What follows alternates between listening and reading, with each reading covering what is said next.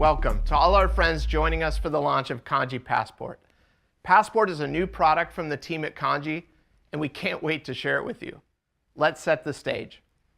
We've all seen the benefits of single sign-on with cloud identity providers and the improved user experience of having one password to access everything. But there's been a gap with the local account password on the Mac not being in sync. That changes today. There's lots of details to share, but first I've invited some of our team members to share their perspective on what Kandji Passport could mean for Mac admins and their organizations. What used to take me a good half day to set up as an administrator now literally takes me minutes. If you don't have uniformity, it creates gaps in your end-to-end manageability of your systems. So it removes one additional piece of guesswork out of your end-to-end corporate IT management lifecycle. The ability to have the functionality is awesome, but being able to make it look and feel like your own brand is just a finishing touch that I think is the Kandji kind of secret sauce. To be able to receive a device and painlessly log into your company credentials is a dream. Let's show you what we've built. Eric, can you give us a little more insight into what Passport does and how you set it up? Sure, Weldon. First thing to know is that Passport is an add-on to Kandji. Once enabled, you can configure it just like any other item in your Kandji instance. Once you've pushed it live, the next time your users log in, they'll be presented with Passport's login window and will be able to unlock their computer using their single sign-on credentials. Passport replaces the macOS login window, but preserves the macOS look and feel. Let's look at how you'd actually set that up. Add a Passport library item, just like any other library item that you add. Give it a name.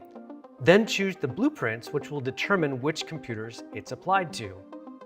When configuring Passport for the first time, you'll have to enter your identity provider URL and client ID, which you can get from your IDP. These will establish the connection with your identity provider. At this point, you could just click Save and go with the default settings, and you're done. Seriously, it's that easy.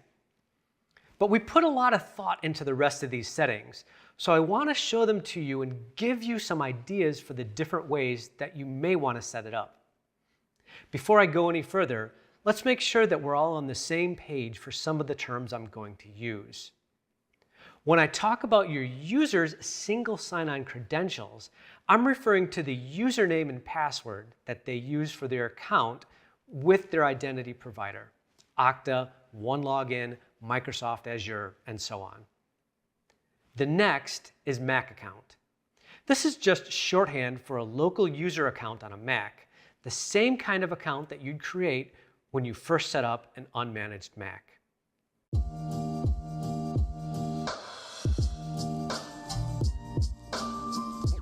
Okta is all about reducing the number of passwords that a user needs to get their work done in a day. I mean, that's entirely what our SSO product was built to do. By reducing the number of passwords that you have to remember in order to do your work, we're actually improving security.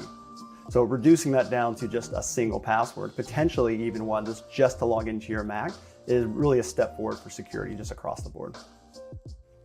Okay, let's go back into this Passport library item. Here's the user provisioning section.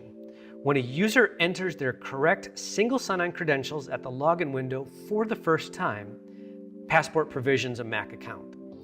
These settings determine how Passport configures a Mac account. When you roll this out, you'll probably want to configure Passport to always ask the user to merge the single sign-on credentials with their existing Mac account. That way, they'll still have access to all their files and folders.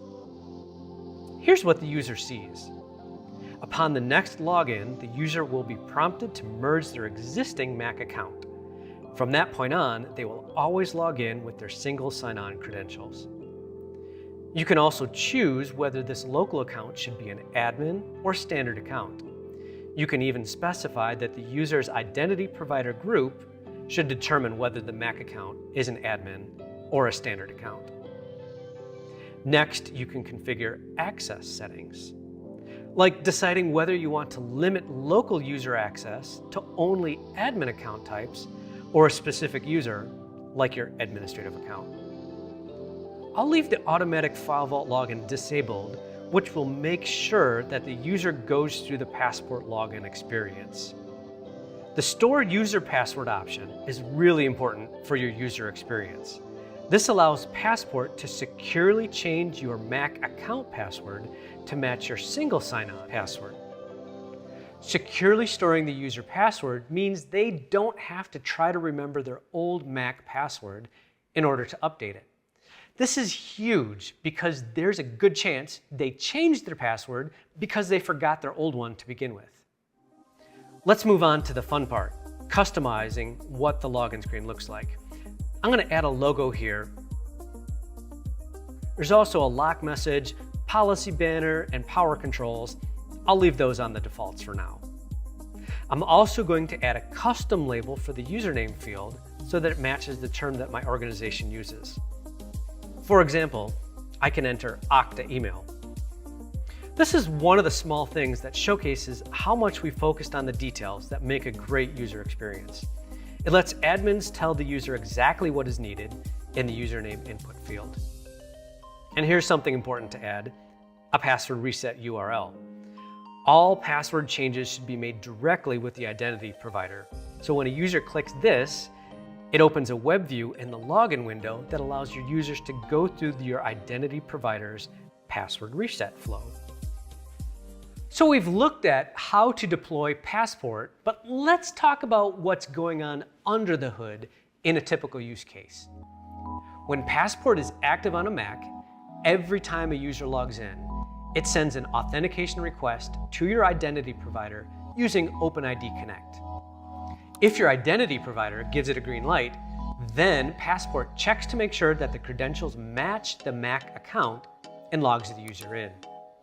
If the Mac account password is different, Passport updates it to bring it back in sync with the single sign-on password. I know everyone is probably wondering, can users still log in if their computer's offline? The answer is yes. In those cases, Passport just uses the local account to authenticate and log them in. However, you do have the flexibility to require a Mac to be online in order for some or all accounts to log in. The last thing to discuss is how this changes your approach to password management. With Passport, if you want to enforce complexity requirements, you do it in one place, the identity provider. Passport will take care of making sure those changes are synced over to the Mac. All of this comes together into a clean login experience, and most importantly, just one password for your users to remember. That's all for me. Back to you, Weldon. If you want to get your hands on Kandji Passport and explore it further, please reach out to our team.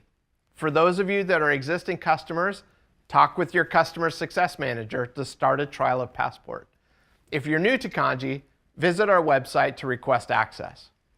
Thank you so much for watching.